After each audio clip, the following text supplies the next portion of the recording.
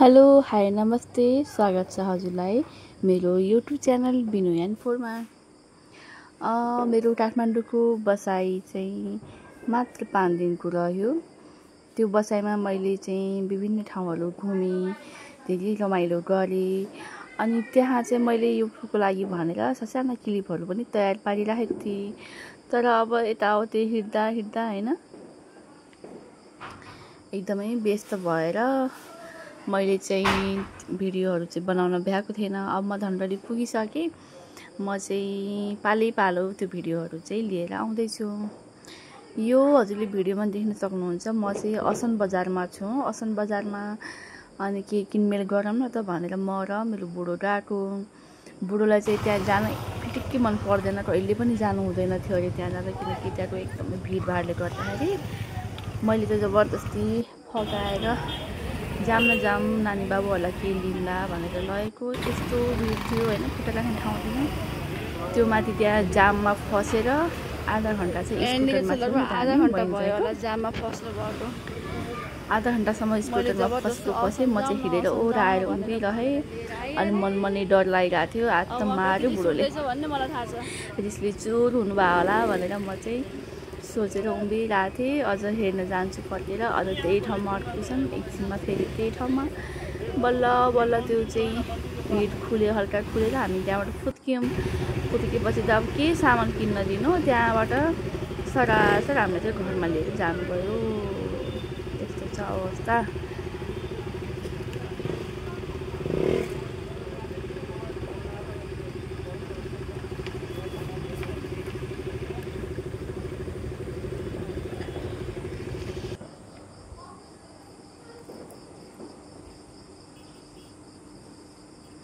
हुन पनि यो असनको बजार यति सानो रोड छ है, त्यो माथि चाहिँ यो ठुलो गाडीहरूलाई त आउनै नदिनु पर्ने हो नि त।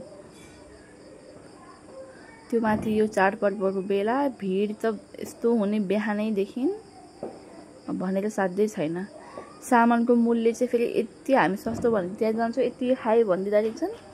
मलाई त यहाँ कस्तो लाग्यो भन्दाखेरि हामी धनगढीको बनगाउँ जस्तो कि सुरुमा चाहिँ जति भनिदिने घटाउन सक्नेले चाहिँ घटाएर ल्याउने, सकेन भने चाहिँ डुब्यो, त्यस्तो हुँदो रहेछ।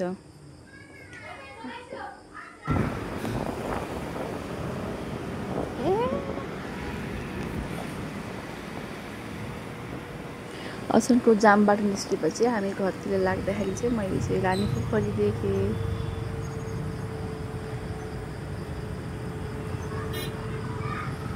पहिले काठमाडौँ जाँदा चाहिँ एकदमै फरक वातावरण देखिन्थ्यो होइन। ठुला घर, एकदमै बाक्लो चाहिँ सवारी साधनहरूको भिडभाड देखिन्थ्यो अनि एकदमै नौलो लाग्थ्यो। अहिले त खै आफ्नै धनगढी पनि केही कम छैन हो। त्यही भएर यो पालि जाँदा चाहिँ मलाई त्यस्तो केही फरक पनि लागेन। त्योभन्दा चाहिँ धनगढीको यो रोड एकदम सफा चिटिक्क झिलिमिली, बत्तीहरू बलेको कति सुन्दर।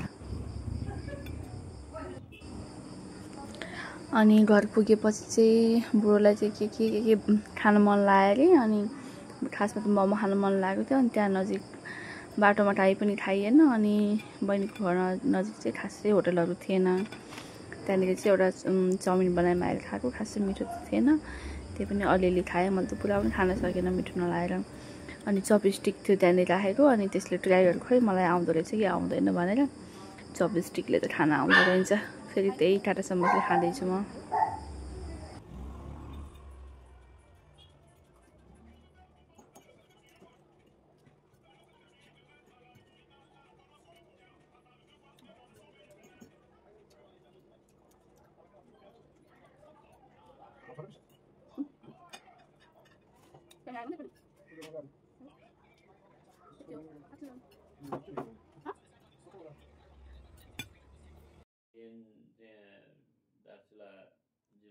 अनि हामी साँझतिर चाहिँ मेरो दिदीको घरमा गएँ। दिदी भन्दाखेरि चाहिँ मेरो चाहिँ जेठो ससुराको छोरी आमाजुकोमा गएँ। अनि त्यहाँ बस्थ्यो नाइट चाहिँ हामी त्यहीँ बस्यौँ। दिदीकोमा रमाइलो गऱ्यो, खानपिन खायौँ। अनि दिदीको चाहिँ यो पेट रहेछ रिबी, एकदमै माया गर्ने दिदीले। अनि यसलाई चाहिँ पत्थरी भए रहेछ, भर्खरै अपरेसन गरेको रे। अनि दिदीले खाना पनि आफै खुवाउनु हुँदैछ, मजाले खाने रहेछ। उसलाई चाहिँ चिल्लो नभएको मजाले खुवायो भने रम खाने रहेछ। छोराछोरीभन्दा बढी माया गर्नुहुन्छ दिदीले यसलाई त। यसको लागि भनेर घर दैलो छोडेर कहीँ हिँड्नु हुँदैन। त्यो पनि फेरि धेरै मायालु कि। उसको पेटबाट निकालेको स्टोन पनि हामीलाई भिनाजुले देखाउनु हुँदै थियो। अनि दिदीको घरबाट देखिने यो रातिमा देखिने भ्यू के यो कृष्ण मन्दिर रहेछ नजिकै। अनि यो चाहिँ मर्निङ भ्यू। यो चाहिँ दिदीको घरसँग जोडेको ठ्याक्कै ठुलो स्कुल रहेछ। पहिला यहाँ चाहिँ हाम्रो भतिजीहरू काम गर्नुहुन्थ्यो, अहिले छोड्नु भएको रहेछ स्कुल। दिदीले चाहिँ कौशीभरि फुलहरू फुलाउनु भएको। बेलुका देखिने कृष्ण मन्दिर चाहिँ बिहान चाहिँ यसरी देखिँदो रहेछ।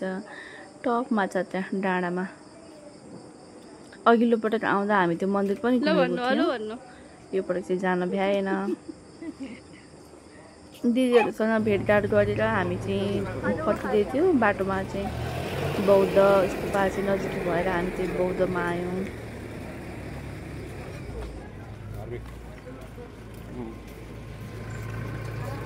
कहाँबाट आयो?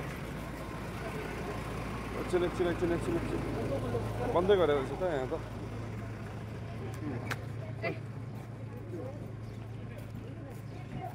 ला ला ला ला ला ला ला ला ला ला ला। ठिक छ।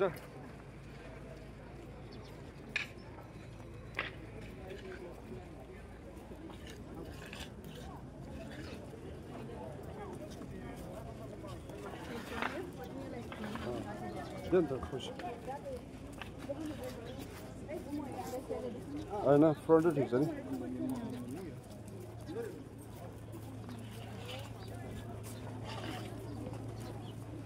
चेन्ज पैसा गरौँ न। 3 दिन भयो भात खाएको। ओके ओके छ त। 3 दिन भयो अरे नि त भात नखाएको बुढोले। भातै नखाएको 3 दिन किन नखाएको त अनि? खानुपर्छ नि भात त। हात खुट्टा भएकै मान्छे हो त्यो।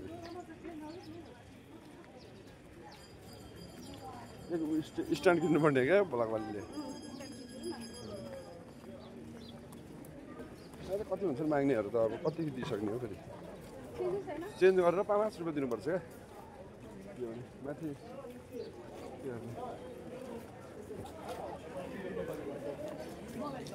खैरोहरू पनि यहाँ छ नि। यो हो मेन ऊ चाहिँ पछाडिको। माथि नजाउँ। दर्शन त भइहाल्यो नि। दर्शन भइसक्यो त। जान्छ जानु त। दर्शन त भइसक्यो त। अहिले परिवारहरूलाई टक्क लाएर हामीहरू चाहिँ लास्ट टाइम केटीमा आउँदा यो बौद्ध घुम्दाखेरि चाहिँ माथि जहाँ बौद्धको आँखा छ त्यहाँ माथि वरिपरि घुम्दा पनि फोटोहरू सबै लिन दिएको थियो होइन। अहिले चाहिँ त्यहाँ फोटोहरू के पनि लिन नदिने रहेछ। हामी त्यही भएर हामी मलाई जान इच्छा थियो। अनि तर बुढोलाई चाहिँ भयो त्यहाँ माथि नजाउँ एकछिन हेऱ्यो त भइहाल्यो किन माथि जाने भनेर जान दिनु भएन। मैले त्यहाँ सिँढीमा मेरो एउटा दुईवटा फोटोहरू चाहिँ लगेँ। अनि कति स्टिल त्यहाँको अब सायद तिनीहरू हाम्रो पण्डित जस्तै तिनीहरूको के भन्छन् है। अनि बुढाबुढाहरूले चाहिँ हामीलाई मोबाइल नदेखाऊ फोटो खिच्न पाइँदैन भन्दै थियो। हामीले लुकी एउटा दुईवटा फोटो भिडियो त लयौँ। त्यो चाहिँ मैले राखिनँ किनभने अब उनीहरूले चाहिँ आफ्नो आस्थाले चाहिँ त्यो नियमहरू लगाएको छ भने हामीले त्यो उल्लङ्घन गर्न भएन नि त। अब हामी चाहिँ एकदम के जेन्टल नागरिक हो नि त देशको। एकदम बुझ्नुपर्ने। हामीले नै त्यो नियम विपरीत चल्यो भने त अनि अरूलाई हामीले के सिकाउन सक्छौँ। त्यही भएर चाहिँ त्यो फोटोहरू छ मेमोरीको लागि। तर मैले यहाँ चाहिँ पोस्ट गरेन। पसलहरू होइन त यस्तो छ बौद्धको।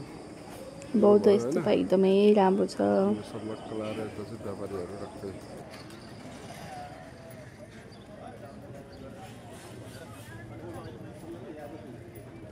क्या बाबाले कलाएर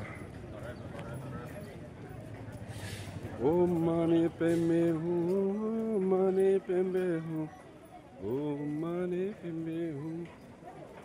भोलागर चाहिँ यता छ नि के लिँदैछन् फेरि भोलागरले के हो त्यो?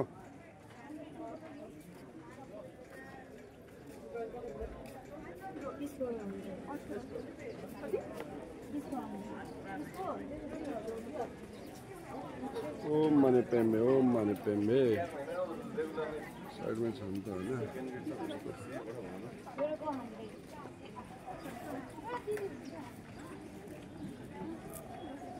एउटा कति रे त्यो? 100।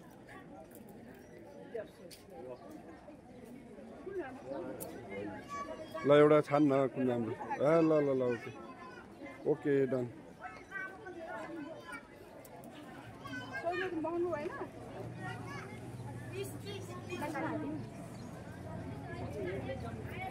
महँगो भएन चाहिँ भनिहाल्नु पर्ने होइन त्यो एउटा शब्द चाहिँ।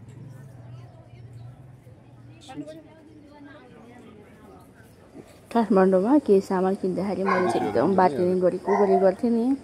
त्यहाँनिर त्यो हातमा सानोको लागि भनेर ब्रासलेट लिइदिएको सहेलीको एउटा त्यसलाई पनि मैले महँगो भएन र भनेको त्यो पनि रिस उठेछ। जहाँ पनि तपाईँले बार्गेनिङ गरिहाल्नु पर्ने होइन भन्दै हुनुहुन्थ्यो। अनि त्यो त गरिहाल्नु पर्ने नि, हाम्रो त नेपालीको बानी हो नि त। स्पेसल हामी लेडिजहरूले त बार्गेनिङ नगरेसम्म त्यस्तै बुझ्दैन। अनि यो चाहिँ हामी कहाँ आयो भन्दाखेरि म चाहिँ फर्स्टमा बिहे गरेर मेरो बुढोले ल्याउँदाखेरि चाहिँ बस्ने घर थियो हजुरआमाको। त्यो हजुरआमाको चाहिँ कोही पनि सन्तानहरू पनि थिएन, एक्लै हुनुहुन्थ्यो। अनि राणाको चाहिँ उहाँ वाइफ हुनुहुन्थ्यो अरे। कति धेरै राणाले कति धेरै बिहे गरेको अरे। अनि त्यो राणाहरू वाइफहरू मध्येको एउटा वाइफ चाहिँ त्यो हजुरआमा पनि हुनुहुन्थ्यो। त्यही भएर राणाले चाहिँ उहाँलाई एउटा घर गिफ्ट दिनुभएको। त्यो चाहिँ अलिक पुरानो थियो होइन, पेन्टिङ सेन्टिङ पनि थिएन हामी बस्दाखेरि। त्यो चाहिँ सायद अब उहाँ बितेपछि उनको भाइहरूलाई दिने भनेको थियो। सायद भाइहरूले बनायो कि वा यो प्रोपर्टी बेचे घर राम्रो घर बनाएको रहेछ। अनि एकछिन हेरेर फर्क्यौँ। यो घर हामीले हेर्नुको रिजन के भन्दाखेरि मेरो बुढो अनि मेरो जेठाजु मेरो आमाजु सबैले कलेज लाइफ यहीँ लगभग 10-12 वर्ष यही घरमा बसेको। अनि हजुरआमा पनि आफ्नै हजुरआमा जस्तो हो कि माया गर्ने केयर गर्ने। त्यही भएर कस्तो राम्रो। अनि यो फुल रोपेको घर चाहिँ मेरो चाहिँ जेठाजुको अघि हिजो जो म गएको थिएँ नि दिदी आमाजुकोमा उहाँको चाहिँ दादाको हो यो। त्यहाँबाट चाहिँ हामी खानासाना खाएर फर्क्यौँ दाइहरूसँग। भिडियो सायद थिएन त्यही भएर। अनि हामी यताबाट फर्क्यौँ। यो चाहिँ कहाँ हो यो राजदरबारतिर हो क्या? त्यहीतिर हो।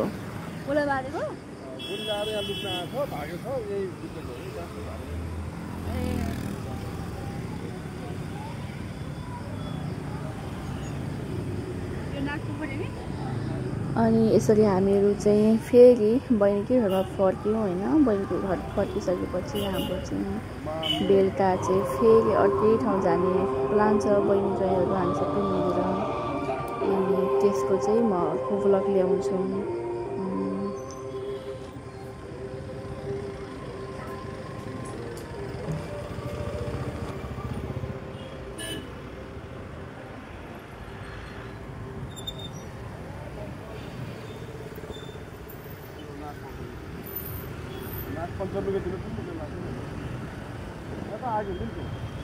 यो तपाईँको फेभरेट ठाउँ हो त?